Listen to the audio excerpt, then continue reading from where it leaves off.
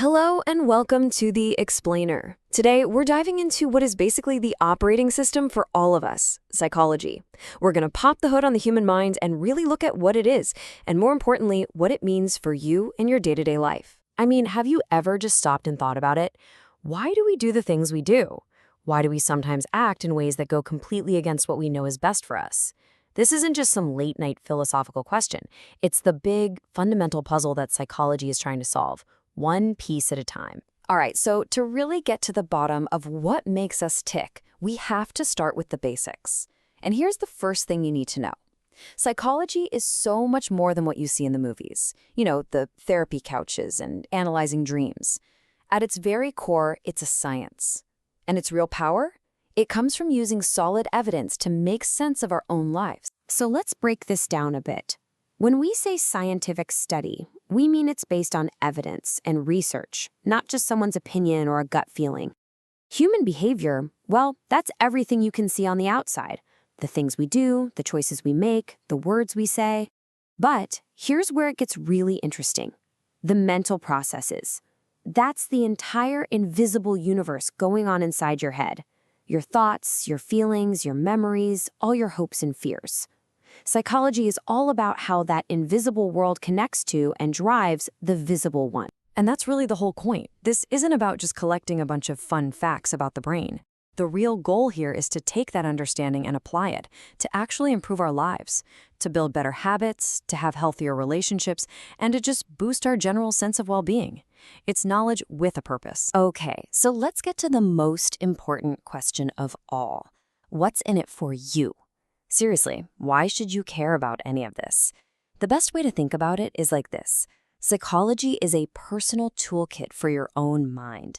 It gives you the actual tools you need to build, to repair, and even to upgrade the way you experience the world. Let's peek inside this toolkit. Take something like emotional regulation. Sounds a bit technical, right? But all it really means is knowing what to do with that sudden flash of anger you feel in traffic, so it doesn't completely derail your whole afternoon.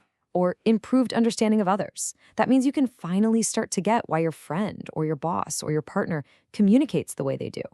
These aren't just abstract ideas. They're honest-to-goodness practical skills for a better, less stressful, and way more fulfilling life. So we've talked about the personal toolkit.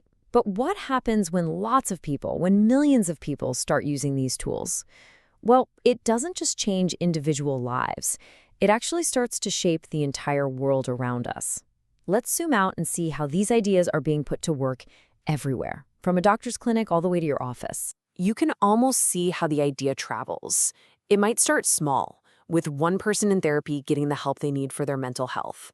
But then that same knowledge gets used in our schools to create way better learning environments for kids.